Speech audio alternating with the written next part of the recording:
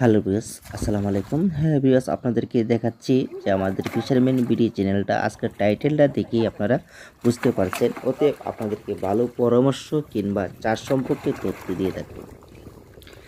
এখানে সর্বোচ্চ পুকুরের পানির হাইট রয়েছে 2.5 ফিট। তার মাধ্যমে রয়েছে অনেক নানা রকমের মাছ। সেই ক্ষেত্রে দেখা গেছে যে এই রুই সিলভার মাছগুলো অনেকটা ব্যাপক বড় হয়ে গেছে, এক একটা প্রায় 1 কেজি ওজন হয়ে যাবে।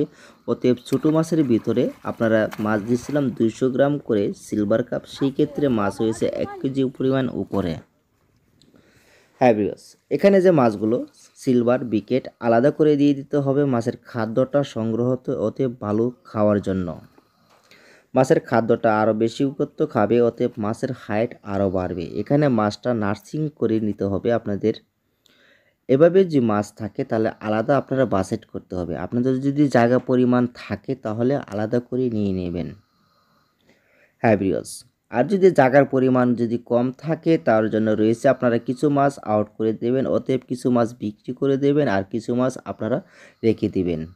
তার জন্য যে পরিমাণে মাছটা রাখবেন সেই পরিমাণের মাছের হিসাবে খাদ্যটা দিয়ে যাবেন। অতএব সবচেয়ে ভালো হয় আপনারা মাছ বাজেট করে অতএব গুনতি দেওয়ার পূর্বে এই মাছটি আপনারা চাষ করিতে পারেন।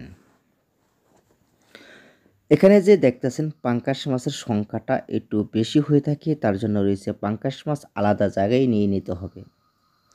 যদি আপনার কাপ জাতীয় মাছ পরিমাণ বেশিগত হয়ে থাকে তাহলে আপনার বেশি পরিমাণ পাঙ্কাশ দিতে পারবেন না, তার জন্য রয়েছে মাছগুলো আলাদাভাবে নার্সিং করাটা সবচেয়ে বেটার হয়ে থাকে।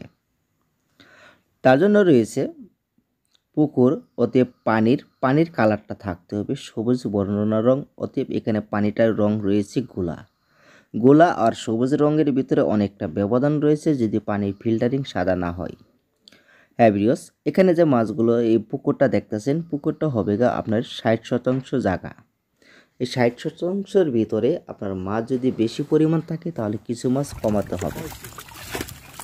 এই পাঙ্কাশ মাছটি এখানে 1 কেজিতে হয়ে যাবে 100 পিসের মাধ্যমে। 100 পিস যদি হয়ে থাকে এই মাছটি সরানোর পূর্বে মাত্র 15 দিনে চলে আসবে 30টা থেকে অতি 40টা কেজির ভিতরে চলে আসবে। হ্যাঁ ভিউয়ার্স, ছোটো মাছগুলো আলাদা করে দেওয়া হচ্ছে, অতএব বড় মাছগুলো আবার আলাদা করে নেওয়া হচ্ছে। এখানে এক পুকুর থেকে আরেক পুকুরে মাছ সেটিং করা যায়, যদি আপনার পুকুরটা পাশাপাশি থাকে তাহলে ভালো হয়।